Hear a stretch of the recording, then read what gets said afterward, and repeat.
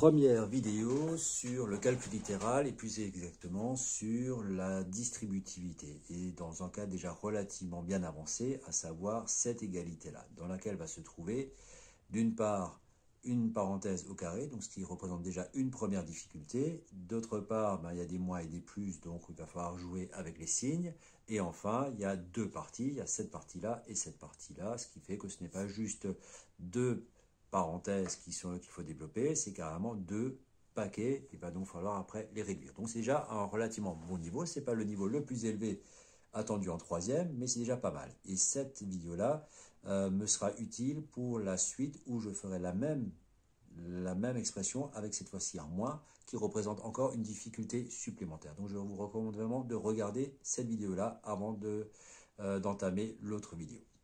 Alors on va démarrer. Donc il va falloir qu'on développe cette partie-là et cette partie-là séparément, indépendamment. Là. Donc pour la première partie, vous avez le choix, soit vous utilisez les identités remarquables, soit vous écrivez cette parenthèse-là deux fois et vous développez finalement 4x plus 5 multiplié par 4x plus 5. C'est souvent comme cela d'ailleurs que font les élèves en troisième. Bien évidemment, les élèves qui se destinent à la seconde générale, on leur recommandera plutôt d'utiliser les identités remarquables.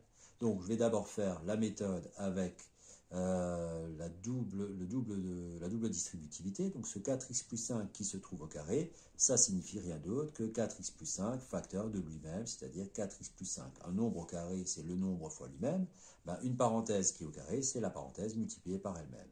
L'autre, je la laisse comme elle était, puisqu'elle était déjà bien écrite. Voilà.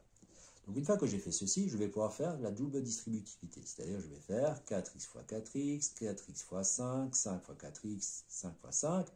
Je pars du principe que ça, vous êtes maintenant suffisamment à l'aise pour savoir que 4x fois 4x, ça fait 16x au carré. 4x fois 5, plus fois plus, ça fait plus, donc ça fait plus 20x. Plus 5 fois 4x, ça fait donc plus 20x.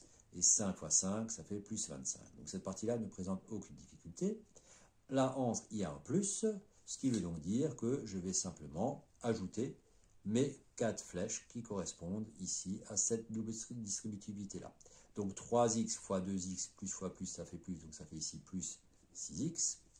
3x fois 3, ça fait donc plus x au carré, pardon. Ici, ça fait donc 9x. Moins 4 fois 2x, moins fois moins, ça fait moins, non pardon, moins fois plus, ça fait moins 8x.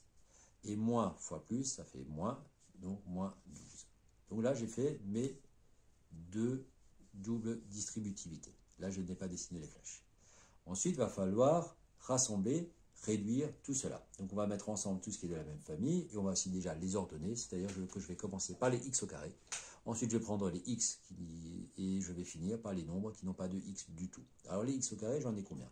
J'en ai 16 et j'en ai 6. 16 plus 6, ça fait 22x au carré. Les x, alors pour ceux qui ont fait avec l'identité remarquable ici, qu'est-ce qu'ils auront fait? Ils savent qu'on va faire donc le 4x, on va le mettre au carré, ça fait donc le 16x au carré. Le 5, on va le mettre au carré, ça va me donner le 25. Et on va faire également 2 fois 4x fois 5. Donc 2 fois 4, ça fait 8, plus 5, ça fait 40. Combien x? Ça ferait 40x, ce qui correspond d'ailleurs à mon 20x plus 20x. Donc ça, c'est vraiment pour ceux qui ont utilisé l'identité remarquable. Ceux qui ont utilisé l'identité remarquable, ils auront écrit ici 16x au carré plus 40x plus 25. Donc, comme je n'ai pas utilisé l'identité remarquable, mais que j'ai fait avec la double distributivité, j'ai 20x, j'ai 20x, j'ai 9x et j'ai moins 8x. Donc je fais 20 plus 20 plus 9, moins 8. 20 plus 20, 40, plus 9, 49, moins 8, ça fait 41. Le petit dernier, les nombres qui n'ont pas de x, 25 moins 12, ça fait plus 13. Et donc voilà ce que je trouve comme développement. Donc méthode simple et classique. Donc ça c'était la première vidéo. Je vous invite à regarder la deuxième vidéo avec cette fois-ci un moins.